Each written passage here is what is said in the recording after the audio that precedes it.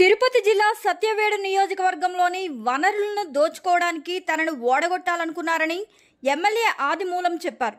నీతి నిజాయితీకి ధర్మానికి సత్యవేడు నియోజకవర్గం ప్రజలు ఓటు వేశారని అన్నారు. రాజకీయాలు చాలించుకోవాలనుకున్నాను, కానీ నియోజకవర్గాన్ని కబ్జాకోరు, దగాకోరు, లూటీకోరుల నుంచి నియోజకవర్గాన్ని కాపాడాలని బరిలో దిగానని పరోక్షంగా మాజీ మంత్రి పెద్దిరెడ్డిపై ఎమ్మెల్యే ఆదిమూలం విరుచుకుపడ్డారు. దానికి కారకులు ఎవరు మీకు అందరికీ తెలుసు. మాజీ మంత్రి పెద్దిరెడ్డి రామచంద్రారెడ్డి గారు ఇక్కడ ఎన్నో కుట్రలు చేసి మోసాలు చేసి దోసుకున్నాడు. ఇసుక, కావులు, మెటలు, తైల చెట్లు, కరెంటు పోలు అన్నీ కూడా దోసుకొని కడకు నన్ను ఓడగొట్టాలని ఒక ఇండిపెండెంట్తో అన్నాడు. ఒక ఇండిపెండెంట్తో ఆలోచించబడ్డాడు. అయినా మన ప్రాంత వాసులందరూ కూడా చాలా అద్భుతంగా కష్టపడ్డారు. ఎటువంటి పరిస్థితుల్లో కూడా ఇక్కడ తెలుగుదేశం పార్టీ అభ్యర్థి ఓడకూడదనే ఆలోచనతో మన ప్రియతమ నేత చంద్రబాబు నాయుడు గారు సాక్షాత్ సత్యానికి వచ్చి నేను టికెట్ ఇచ్చాను, ఆదిమూలను గెలిపించే బాధ్యత మీరు తీసుకోండి, ఈ సత్యుడి ప్రాంతాన్ని అభివృద్ధి నేను చేస్తానని చెప్పి అందరి సమక్షంలో చెప్పడం మీరందరూ గౌరవించారు. కూడా సుదీర్ఘంగా కూడా రాజకీయం చేశాను, 50 సంవత్సరాలు రాజకీయం చేశాను, అనేక పదవులు అనుభవించాను. తెలుగుదేశం పార్టీ జిల్లా అధ్యక్షులుగాను, ఆర్గనైజర్గాను, జడ్పీటీసీ మెంబర్గా పనిచేశాను. సర్పంచ్గా, ఎంపీగా, వైస్ ఎంపీగా, జడ్పీటీసీ అన్ని పదవులు చేసిన తర్వాత కూడా 279 బూతుల్లో నేను తిరిగినట్లు ఈ నియోజకవర్గంలో ఎవరు కూడా తిరిగి ఉండరు. అలా తిరిగి ప్రజలకు సేవ చేయడం వచ్చిన తప్ప ఇసుకలో మెటల్లో దొంగిలించుకోవడానికి రాలేదు. నేను దొంగిలించింది వాళ్ళు, దోసుకునేది వాళ్ళు. కోటారు రూపాయలు దోసుకుని వెళ్ళిపోయినాడు ఈ రామచంద్ర గారు మన నియోజకవర్గంలో. అందుకే నాలాంటి వాళ్ళు ఉండకూడదని నేను సాక్షాత్తు ముఖ్యమంత్రికి చెప్పా. సార్, ఈ సత్య ప్రాంతంలో మెటల్ కానీ, గ్రావులు కానీ, ఇసుక కానీ, మట్టి కానీ అంతా తమిళనాడు దోషిస్తున్నారు సార్. ఒక రోజు 150 ట్రిప్పులు పోతున్నది. ఇవన్నీ అతను ఎదురుగానే చెప్పాను, మరుగు చెప్పల, ఎక్కడ కూడా దాచిపెట్టకుండా. అందుకే నాకు ఎమ్మెల్యే టికెట్ రాకైతే చేసిన ప్రజలు మీ ఆశీస్సులు దీవెనలతో చంద్రన్న నన్ను పిలిచి మార్చి 14వ తేదీ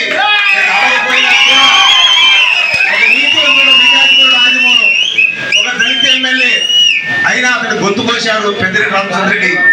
అతను ఒక న్యాయం, ఒక దళిత ఎమ్మెల్యే ఆదిమూలం ఒక న్యాయం అని చెప్పి నన్ను అనేక సభలో, రాజమండ్రి సభలో, గుంటూరు సభలో, కారెడ్డూరు సభలో, గూడూరు సభలో, అన్ని ప్రాంతాలకు కూడా ఒక దళితులు మోసం చేశాడు ఈ జగన్మోహన్ రెడ్డి, ఈ రామచంద్ర రెడ్డి చెప్పి ఏమన్నారేమో పాపం నా పైన ప్రేమతో, విశ్వాసంతో, అభిమానంతో నాకు డైరెక్ట్గా మార్చి 14వ తేదీ వారు పార్టీ చేరకపోయినా అభిమానంతో ఎలాంటి మనిషి నీతివంతుడు చేతికొనటువంటి దళితుడికి న్యాయం చేయాలని ఆలోచన సంకల్పంతో నాకు డైరెక్ట్గా సీట్ అమలు చేశాడు.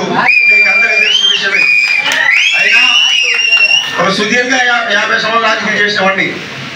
కానీ మన ప్రాంతంలో ఈ పెద్దిరెడ్డి 170 నియోజకవర్గంలో వైఎస్ఆర్ కాంగ్రెస్ పార్టీ టీడీపీ కొట్లాడుకున్నాం.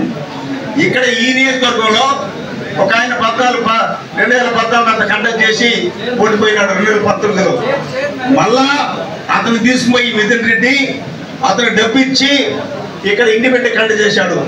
ఇంకొక అతను వచ్చిన చెరుకు అయినా విశాఖపట్నం అతను మన ఊరు కూడా అతను మంచివాడు. మన చూడడం వల్ల చెరుకు వాడికి విశాఖపట్నం ఉండే బిడ్డకి నేనేమన్నానంటే ఈ ఊర్లో పెట్టిన నీకు ఇవ్వండి, ఏ పార్టీ అయినా కూడా. కానీ 7 మండలం ఉన్నటువంటి దళితులకి ఎవరికైనా ఇవ్వండి, ఏ పార్టీ అయినా కూడా. కానీ ఎప్పుడో పుట్టినటువంటి బిడ్డను తీసుకొచ్చి రామచంద్ర రెడ్డి, కర్నూలులో పుట్టినటువంటి, అనంతపురంలో పుట్టిన తీసుకొచ్చి ఇక్కడ దోసుకోవాలని ప్రభుత్వం మళ్ళా వస్తుంది, జగన్ ప్రభుత్వం వస్తుంది, మనం ఇక్కడ ఉండే ఖనిజాలంతా తోసుకుని పోతాము, ఇక్కడ ఉన్న ఫ్యాక్టరీలంతా కూడా మనం స్వాధీనం చేసుకుంటాం ఆలోచనతో పెట్టాడు. అయినా నీతి నిజాయితీకి ధర్మానికి గెలుస్తుంది ఇక్కడ సత్యుడి ప్రాంతంలో అని చెప్పి ఆ రోజు చెప్పాను, ఈరోజు చెప్తున్నాను.